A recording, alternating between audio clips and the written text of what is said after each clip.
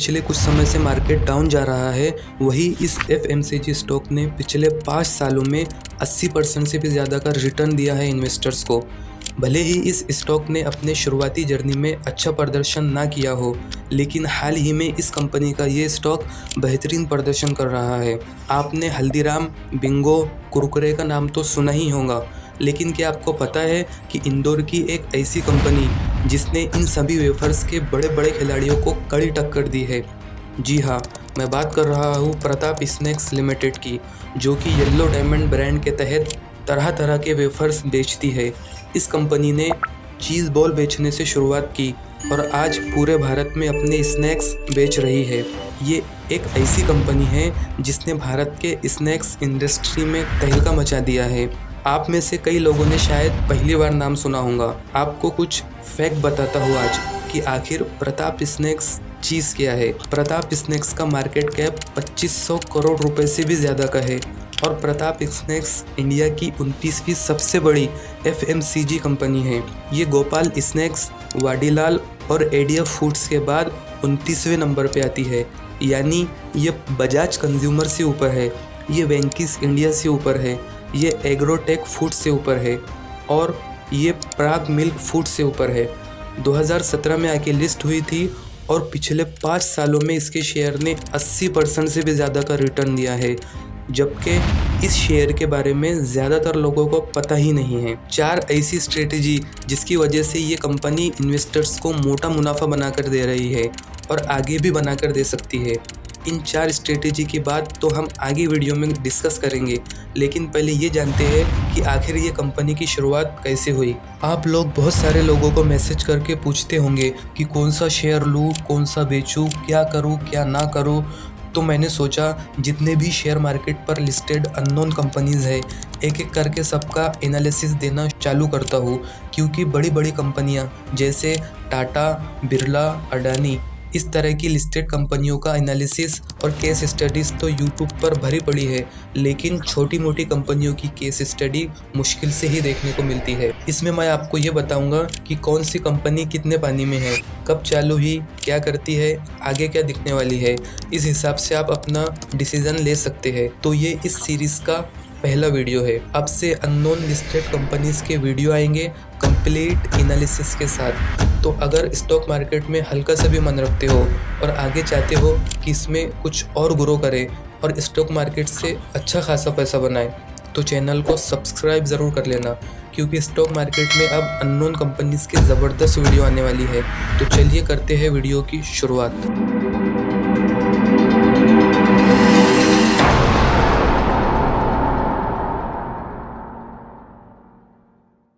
Video में आगे बढ़ेंगे 4 पार्ट में।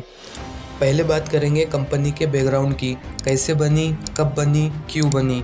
उसके बाद बात करेंगे इसके बिजनेस मॉडल के बारे में और कंपनी पैसे कैसे कमाती है। उसके बाद बात करेंगे प्रताप स्नैक्स के इन 4 स्ट्रेटजीज़ के बारे में जिसकी वजह से ये इतनी बड़ी कंपनी बनी।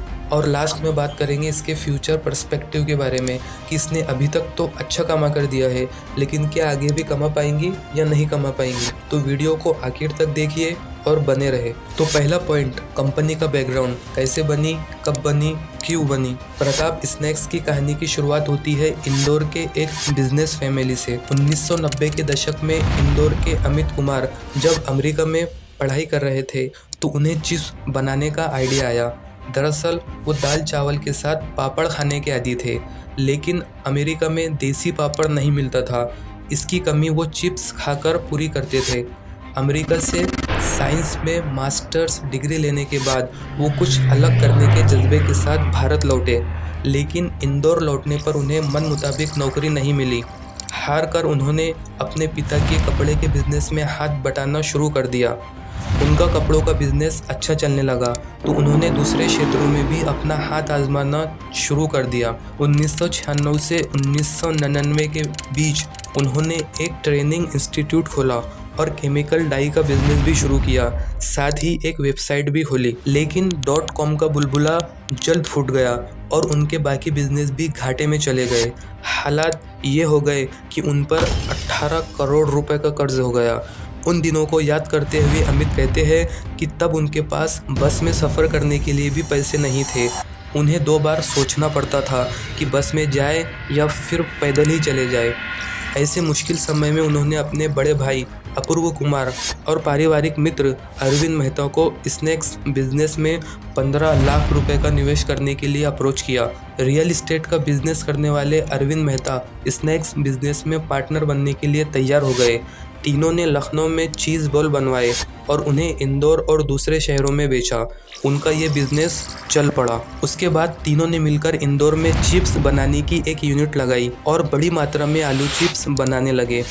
अब वे कुछ जगहों पर फ्रेटो लेस को टक्कर देने लगे। 2006-2007 में पेप्सी को इंडिया के लोकप्रिय प्रोडक्ट कुरकुरे को टक्कर देने के लिए अमित कुमार की कंपनी येलो डायमंड ने चुलबुले लॉन्च किया और सिर्फ इस एक फैसले से पूरे वेफर्स इंडस्ट्री में धमाका हो गया। चुलबुले कुरकुरे के स्वाद और सस्ते दाम ने इसे आम लोगों का फेवरेट बना दिया। इसके बाद वेंचर फर्म ने $3 करोड़ का निवेश किया। इस इन्वेस्टमेंट से कंपनी ने नई मशीनें खरीदकर पोटैटो चिप्स, रिंग्स और नमकीन बनाना शुरू कर दिया और पूरे भारत में अपने पंख फैला दिए। इसकी वजह से प्रताप स्नैक्स के येलो डायमंड प्रोडक्ट्स भारत के छोटे छोटे गांव कस्बों तक पहुंच गए। इसके बाद कंपनी तेजी से सफलता की सीढ़ियां चढ़ती गई। कंपनी ने अभिनेता सलमान खान को अपना ब्रांड एम्बेसडर बनाया। कंपनी का शेयर 2017 में NSE पर 33% प्रीमियम के साथ लिस्ट हुआ था।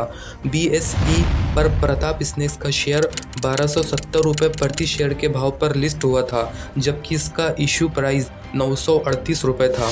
कंपनी का दावा है कि वो रोज़ाना 1 करोड़ से भी ज़्यादा स्नैक्स के पैकेट बेचती है। इसके 9 राज्यों में कुल 14 मैन्युफैक्चरिंग प्लांट्स है। दूसरा पॉइंट, इसका बिजनेस मॉडल क्या है और कंपनी पैसे कैसे कमाती है। प्रताप स्नैक्स का बिजनेस मॉडल FMCG इंडस्ट्री में एक स्ट्रॉन्ग पोजीशन मेंटेन करता है।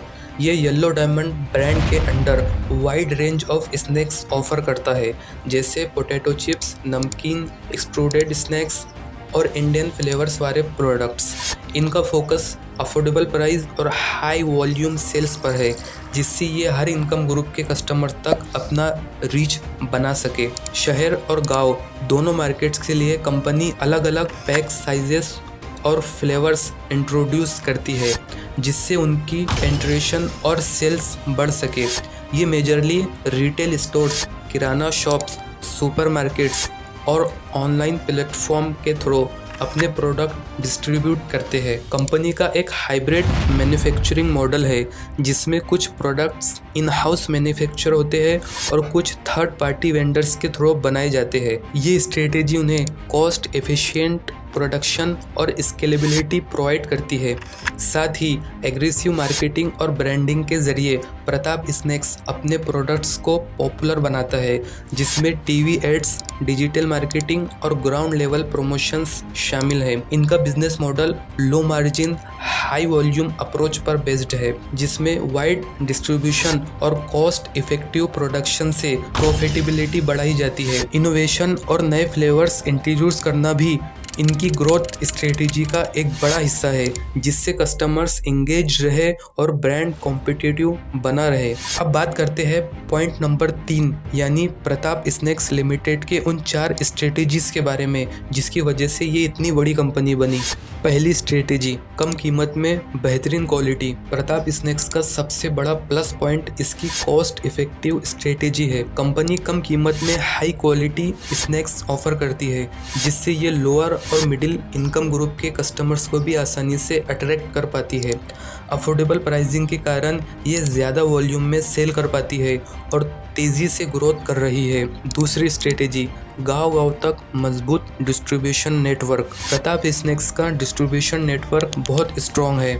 ये न सिर्फ बड़े शहरों में बल्कि छोटे शहरों और गांव तक अपनी पहुंच बना चुका है। इसने लोकल रिटेलर्स, होलसेलर्स और मॉडर्न ट्रेड स्टोर्स के साथ पार्टनरशिप कर रखी है, जिससे इसके प्रोडक्ट्स हर कोने में आसानी से मिल जाते हैं। यही वजह है कि ये छोटे बाजारों में भी अपनी पकड़ मजबूत कर पा रहा है। तीसरी स्ट्रेटेजी, लोकल टेस्टिंग और फ्लेवर वैरायटी। प्रताप स्नैक्स हर राज्य के कस्टमर की पसंद को ध्यान में रखते हुए लोकल फ्लेवर्स और टेस्ट ऑफर करता है, जैसे साउथ इंडिया के लिए स्पाइसी स्नैक्स, नॉर्थ इंडिया के लिए मसालेदार चिप्स और वेस्ट इंडिया के लिए मीठे नमकीन स्नैक्स। ये रीजनल टेस्टिंग स्ट्रेटेजी इसे लोकल लेवल पर भी पॉपुलर बनाती है और इसे ज़्यादा बड़े ऑडियंस तक पहुंचने में मदद करती है। और चौथी स्ट्रेटेजी ये है कि बड़े ब्रांड्स के सामने तगड़ी ब्रांडिंग और मार्केटिंग। प्रताप स्नैक्स की एग्रेसिव मार्केटिंग और ब्रांडिंग इसे हल्दीराम, कुरकुरे और बिंगो जैसे बड़े बड़े ब्रांड के साथ टक्कर देने में मदद कर रही है। Company TV ads, digital campaign, sponsorship और अट्रैक्टिव पैकेजिंग जैसे स्ट्रेटेजी अपनाकर अपने ब्रांड्स को प्रमोट करती है, जिससे ये कस्टमर्स की पहली पसंद बनने में सफल हो रही है। इन 4 स्ट्रेटेजीज की मदद से प्रताप स्नैक्स तेजी से ग्रो कर रही है और भारतीय स्नैक्स मार्केट में और भी ज़्यादा मजबूत प्लेयर बन रही है। अब बात करेंगे प्रताप स्नैक्स के फ्यूचर पर्सपेक्टिव के बारे में कि इसने अभी तक तो काफ़ी अच्छा परफॉर्मेंस किया है, लेकिन क्या आगे भी अच्छा कर पाएंगी? देखो, ऐसा है कि प्रताप स्नैक्स ने अभी तक ज़बरदस्त ग्रोथ दिखाई है, लेकिन सवाल ये है कि क्या आगे भी ये तेज़ी से ग्रो कर पाएंगी? आइए कुछ अहम फ्यूचर पर्सपेक्टिव पर नज़र डालते हैं। नंबर 1, बढ़ता FMCG और स्नैक्स मार्केट। भारत में पैकेज स्नैक्स इंडस्ट्री तेजी से ग्रो कर रही है। अर्बनाइजेशन, बिजी लाइफस्टाइल और बढ़ती पर कैपिटल इनकम के कारण लोग ज़्यादा पैकेज स्नैक्स खरीद रहे हैं। प्रताप स्नैक्स इस बढ़ते मार्केट का फ़ायदा उठाकर अपनी पकड़ और मजबूत कर सकता है। नंबर 2, नए प्रोडक्ट्स और इनोवेशन।